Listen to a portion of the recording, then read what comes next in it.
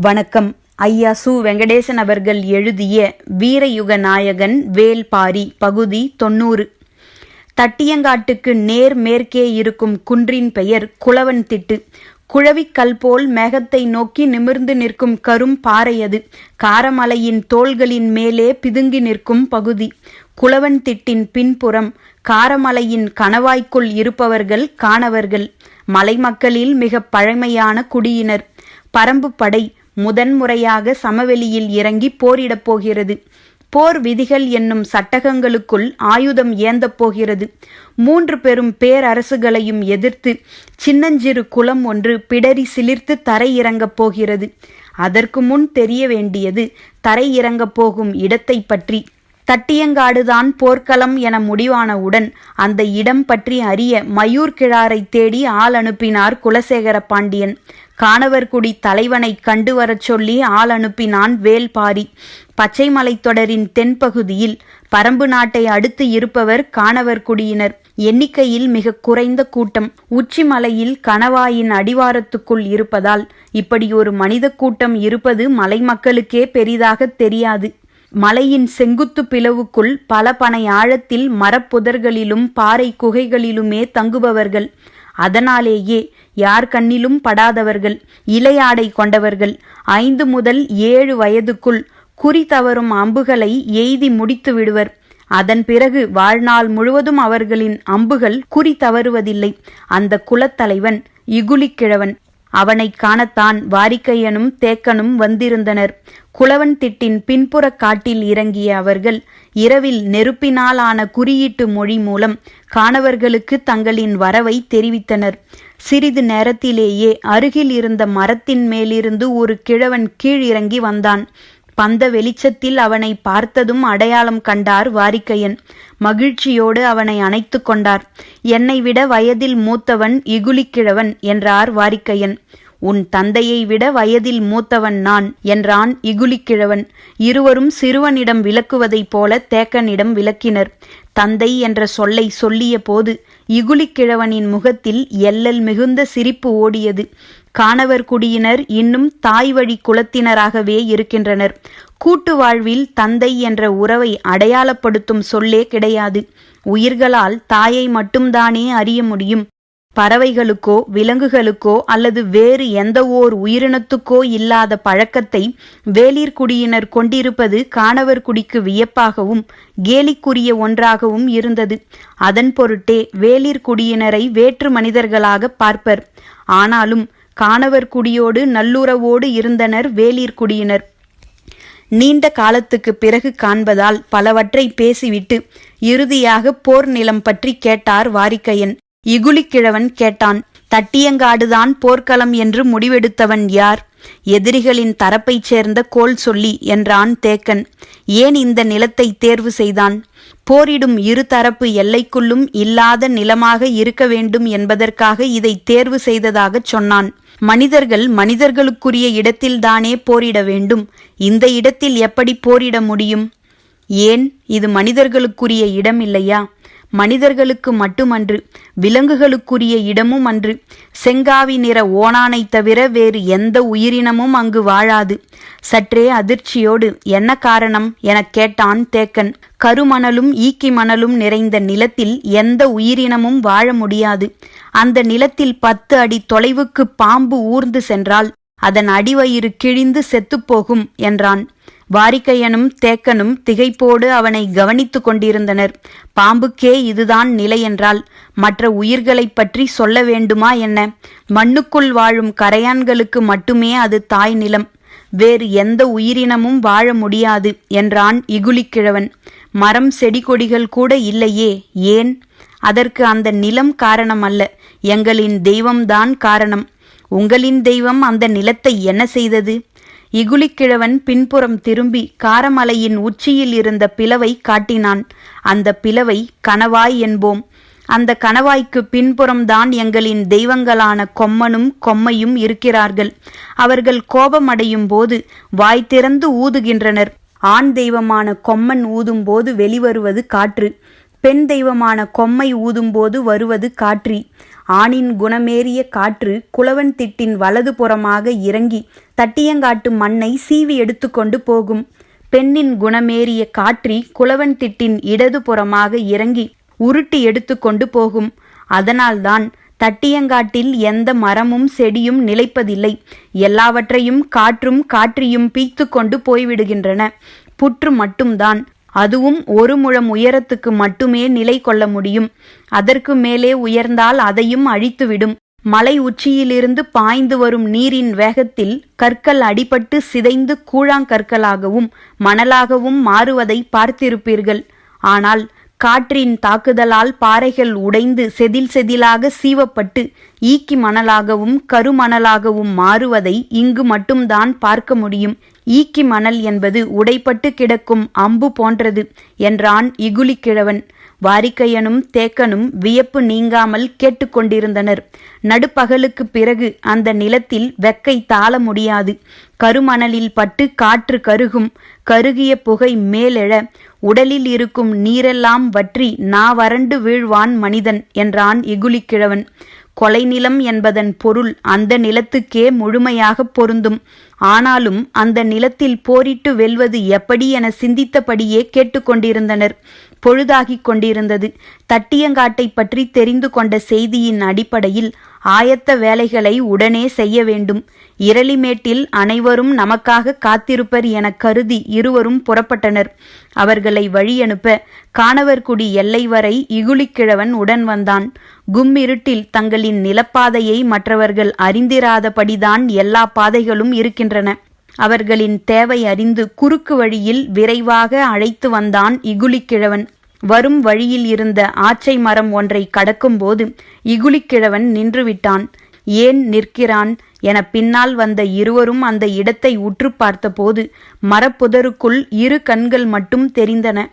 என்னவென உற்று பார்த்தனர். பெருங்கிழவி ஒருத்தி உள்ளே உட்கார்ந்திருந்தாள்.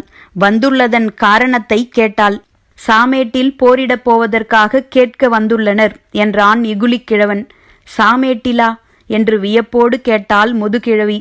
ஆம் என இகுலிக்கிழவன் சொல்ல முதுகிழவி தானியங்களை உருட்டுவதைப் போல எதையோ சொன்னாள். விடை பெற்று வரும் வழியில் இகுலிக்கிழவன் சொன்னான், உங்களுக்கு வெற்றி கிட்டட்டும் என்றாள். இது என்ன, அந்த இடத்துக்கு புது பெயரைச் சொன்னாய் எனக் கேட்டார் வாரிக்கையன். அங்கேதான் சாவுப்பறவை முட்டையிடும். அந்த பறவையை அங்கு வைத்துதான் வேட்டையாடுவோம். எனவே அந்த இடத்தை சாமேடு என்றுதான் நாங்கள் கூறுவோம் என்றான். சாவுப்பறவையா? அது என்ன பறவை எனக் கேட்டான் தேக்கன். அதை கண்டால் உயிரினம் எல்லாம் அலறுமே, கன நேரத்தில் கழுத்தை வெட்டி எடுத்துக்கொண்டு காற்றில் பறக்குமே எனச் சொல்லி 2 கைகளையும் விரித்து தலையை முன் தள்ளியபடி சொன்னான். அப்போதுதான் வாரிக்கையனுக்கு தோன்றியது, காக்கா விரிச்சியை சொல்கிறான் கிழவன் என்று. அதை நினைத்த கணத்தில் உடல் நடுங்கி மீண்டது. எந்த உயிரினத்துக்கும் அதன் சாவை காட்டும் பறவை என்பதால் அதை சாவு பறவை என்கின்றனர் என எண்ணிக்கொண்டிருக்கும் போதே பதறிக் கேட்டான் தேக்கன். அதை வேட்டையாடுவீர்களா? ஆம் என தலையாட்டினான் இகுலிக்கிழவன். நீங்கள் சொல்லும் அந்த நிலம் முழுவதும் எந்த பறவையும் பறந்து கடக்காது. ஏனென்றால் சாவு பறவை அங்குதான் குதம் எரிய முட்டையிடும். பிறகு வெறி கொண்டு குளவன் திட்டை நோக்கித்தான் மேலேறி வரும். அதன் அப்போதைய தேவை பசி அன்று, எரிச்சல் மிகுந்த கோபம். எனவே கணவாய்க்குள் மனிதர்கள் இருப்பதால் வெட்டிச் சரிக்க உள்ளே இறங்கும். கண்ணில் சிக்குபவர்களின் தலைகளையெல்லாம் காற்றில் சரிக்கும். அதனால்தான் எங்கள் காணவர் கூட்டம் ஆதியிலே தழைக்காமல் சிறுத்து போனது. கவலை தோய்ந்த குரலில் சொன்னான் கிழவன். கேட்டுக்கொண்டிருப்பது மனிதர்கள் சம்பந்தப்பட்ட கதையல்ல, மனிதனால் நம்பவே முடியாத கதை. எனவே இமை மூடாமல் கவனித்தனர் இருவரும். இகுலிக்கிழவன் சொல்லி முடித்ததும் தேக்கன் கேட்டான், அதை எப்படி வேட்டையாடுவீர்கள்? எங்கள் தெய்வத்தின் துணையோடு. இருவரும் பேச்சின்றி கிழவனை பார்த்தனர். சாவுப்பறவை முட்டையிட்ட பிறகு குளவன் திட்டை நோக்கித்தான் மேலேறி வரும். நாங்கள் குளவன் திட்டின் மேலே ஆயத்த நிலையில் இருப்போம். எங்களின் தெய்வங்கள் காற்றையும் காற்றியையும் ஊதி அனுப்புவர். அவர்கள் ஊதும் நேரம் அறிந்து நாங்கள் வில்லடிப்போம். அம்புகளை நாங்கள் எய்யும் வேகத்தை விட 10 மடங்கு வேகத்தில் காற்றும் காற்றியும் எடுத்துச் செல்லும். எங்களது சுருளம்புகளின் தாக்குதலை எதிர்த்து சாவுப்பறவையால் மேலே பறந்து வர முடியாது என்றான்.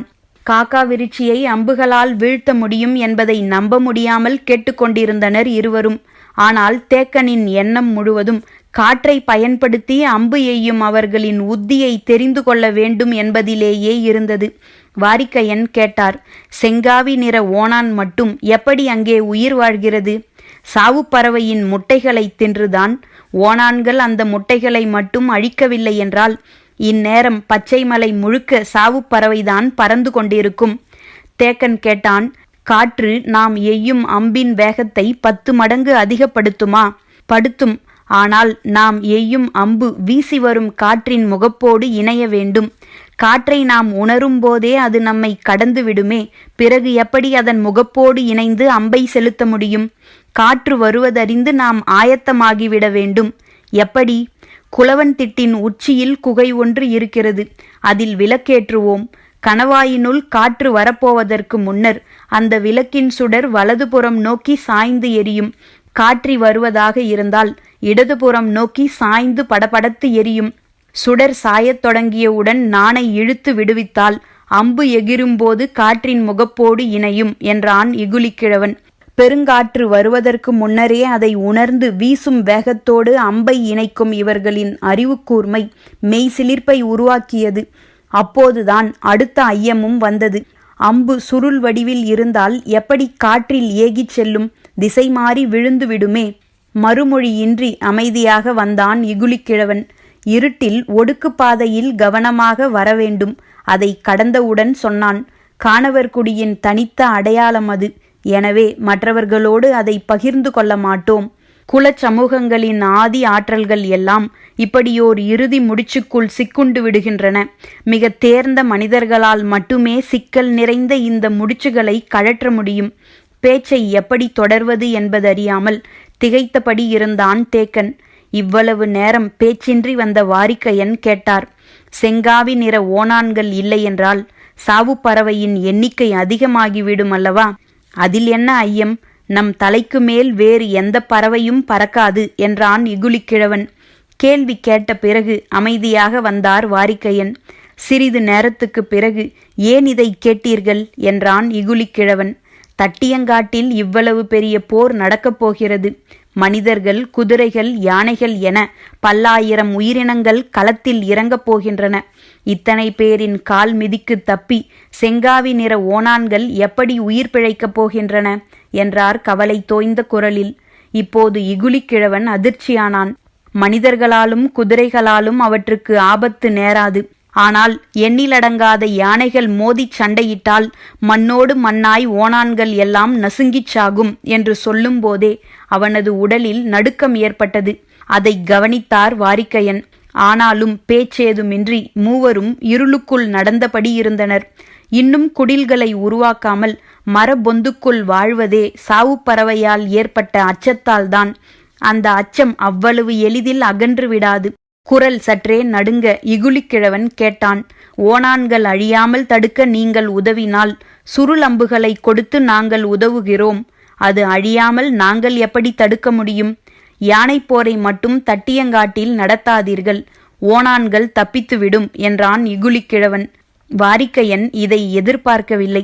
போர்க்களம் தொடர்புடைய முடிவை பாரியும் தேக்கனும் முடியனும் தான் எடுக்க முடியும். தான் எடுக்கக்கூடாது. எனவே தேக்கனின் முகத்தை ஏறிட்டு பார்த்தார். எடுக்கப் போகும் முடிவின் முக்கியத்துவத்தை உணர்ந்தபடி ஆழ்ந்து சிந்தித்தான் தேக்கன். சரி, யானை போரை தட்டியங்காட்டில் நடத்தாமல் தவிர்க்கிறோம் என்று வாக்களித்தான். இகுலிக்கிழவன் மகிழ்ந்து நன்றி சொன்னான். பாறைகளுக்குள் நுழைந்து கிடக்கும் வேர், அதற்குரிய மரம் பட்டுப்போனவுடன் தானும் உயிரற்று போகும். ஆனால் ஊழிப்பாறைக்குள் ஓடும் வேர் மரம் பட்டுப்போனவுடன் தானும் பட்டுப்போகாது. மாறாக ஊழிக்கல்லின் குணமெய்யும். பனைமரத் தீக்கி போல பாறை ஈக்கியாக அது மாறிவிடும். அதை எடுத்து வேண்டிய நீளத்துக்கு உடைத்து அம்பாக பயன்படுத்துவோம். அதன் பெயர்தான் கல்லூழி வேர். இகுலிக்கிழவன் சொன்னதை வியப்போடு கேட்ட தேக்கன், பனை ஈக்கி போல் நீண்டிருக்கும் என்றால் இரும்பை உருக்கி நீட்டியது போல்தானே இருக்கும். அதை எப்படி சுருளம்பு என்று சொல்கிறீர்கள்? இகுலிக்கிழவன் சொன்னான், கல்லூழி வேரில் துளியளவு ஈரம் பட்டதும் சுருண்டு கொள்ளும். எனவே இந்த அம்பு மனிதனை தைத்து உள்ளுக்குள் போகும்போதே குருதியின் ஈரத்தில் சுருண்டுவிடும். அதன் பிறகு அதை எடுக்க முயன்றால் எலும்பும் சதையும் பீத்து கொண்டுதான் வெளிவரும். அதனால்தான் சாவு பறவையை எங்களால் வீழ்த்த முடிகிறது என்றான். இந்த செய்தியே மிரட்சியை ஏற்படுத்தியது. கிழவன் சொன்னான், ஒரே நேரத்தில் 6 அம்புகளை விரல் இழுக்கும் நான்பிடியில் பொருத்தி எய்ய முடியும். அந்த 6 அம்புகளின் மொத்த கனமும் நீங்கள் பயன்படுத்தும் அம்பின் கனத்தில் 3 1 பங்குதான் இருக்கும் என்றான். தங்களின் குதிரைகள் நின்றிருந்த மேட்டின் அருகில் வந்தனர். தேக்கன் நிமிர்ந்து வானத்தை பார்த்தான். எங்கும் விண்மீன்கள் நிறைந்திருந்தன. குறுங்காது முயலின் குருதியில் தோய்ந்த நாணில் வைத்து கல்லூழி அம்புகளை எய்ய, காற்று அவற்றை சுமந்து சென்று வெளி முழுவதையும் தைக்க கசியத் தொடங்கும் குருதி துளிகளால் நிறைந்திருந்தது வானம். உங்களுக்கு தேவையான அம்புகள் அனைத்தும் நாளை அதிகாலை கிடைக்கும் என்றான் இகுலிக்கிழவன். மிகுந்த நன்றியோடு வணங்கிவிட்டு இருவரும் குதிரையில் ஏறினர். புறப்படுகிறவர்களை பார்த்து இகுலிக்கிழவன் சொன்னான், அழித்தொழிக்கப்படும் உயிரினம் எதுவும் சமவெளியிலிருந்து மலைமேல் ஏறவிடக்கூடாது. நள்ளிரவுக்கு முன்பே இரளிமேட்டுக்கு வந்து சேர்ந்தனர் வாரிக்கையனும் தேக்கனும். அவர்களின் வரவை எல்லோரும் எதிர்பார்த்திருந்தனர். முரியன் ஆசானிடம் வெக்கை நிறைந்த அந்த நிலத்தின் தன்மையை விளக்கினான் தேக்கன். நடுப்பகலுக்கு பிறகு வீரர்கள் யாராலும் நீரின்றி அந்த நிலத்தில் நிற்க முடியாது என்று இகுலிக்கிழவன் சொன்னதை கூறினான். போர்க்களத்தில் நீர் கொடுத்து கொண்டிருக்க முடியாது. காடுகளாக இருந்தால் ஓரவத்தி கொடி எங்கும் இருக்கும். மேலும் கீழும் ஒரே நேரத்தில் வெட்டினால் 1 முழக் கொடியில் 3 ஆள் குடிக்கும் அளவுக்கு நீர் இருக்கும். ஆனால் சமவெளி நிலத்தில் என்ன செய்வது என சிந்தித்த முரியன் ஆசான் நீர்வேலி படர்கொடிகளை வெட்டி வரச் சொன்னான். வெட்டி எடுக்க இரவோடு இரவாக ஆள்கள் போயினர். நாகக்கரட்டிலிருந்து படை வீரர்கள் அனைவரும் குளவன் திட்டின் அடிவாரத்துக்கு இடம் பெயர்ந்து கொண்டிருந்தனர். பாரியிடம் கல்லூழி வேரை பற்றி வாரிக்கையன் சொன்னார். இப்படியோர் அம்பு இருக்கிறதா என்று வியந்தான் பாரி. கருமணல், ஈக்கி மணல் ஆகியவற்றின் தன்மை என்ன என்று கேட்டான். இகுலிக்கிழவன் சொன்னதை விளக்கிக் கூறினார் வாரிக்கையன்.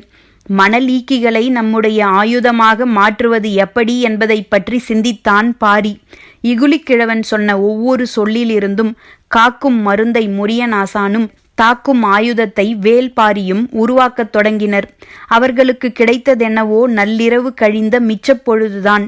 ஆனாலும் அவர்களால் அதை செயல்படுத்த முடிந்தது. புதிய ஒன்று கிடைக்கிறது என்ற மகிழ்வே ஆற்றலை பல மடங்கு பெருக்கும். பரம்பின் ஆற்றல் பல்கி பெருகிக் கொண்டிருந்தது. களப்போர் என்பது பரம்புக்கு புதிது. தாக்குதல் மட்டுமன்று, ஒருங்கிணைப்பும் ஒத்திசைவும் மிக முக்கியம். அதை உருவாக்க புதிதாக செய்ய வேண்டியது என்ன என்பதே பாரியின் சிந்தனையாக இருந்தது. நள்ளிரவு கடக்கும் முன்னே கருங்கைவாணன் முழு திட்டமிடலையும் முடித்திருந்தான். வால்படையின் தளபதி சாகலைவனிடம் 12 சேனை வரையர்கள் இருந்தனர். ஒவ்வொரு சேனை வரையனும் தனக்கு கீழ் 12 சேனை முதலிகளை கொண்டிருந்தான். ஒவ்வொரு சேனை முதலியின் கீழும் 200 படை வீரர்கள் இருந்தனர். போர் என்பது பயிற்சி பெற்ற வீரர்களின் களம். எந்த ஒரு தாக்குதலையும் ஒழுங்குமுறைக்குள் கொண்டு வரும்போது இயல்பிலேயே அதன் ஆற்றல் பன்மடங்கு பெருகி நிற்கும். வேந்தர் படையின் வலிமையே போர்க்கள செயல்பாட்டில் அது கொண்டிருக்கும் இணையற்ற அனுபவம்தான். ஒவ்வொரு சேனை முதலியும் தனித்த முரசங்களையும் பதாகைகளையும் கொண்டிருந்தனர்.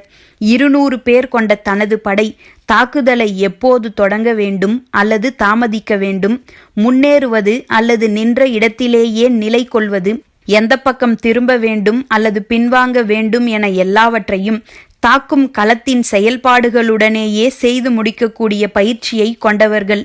முரசுகள் எழுப்பும் ஓசைகளுக்கு ஏற்ப அவர்கள் தங்களின் செயல்பாடுகளை அமைத்து கொள்வர். போர் பயிற்சி என்பதன் சாரம் அதுதான்.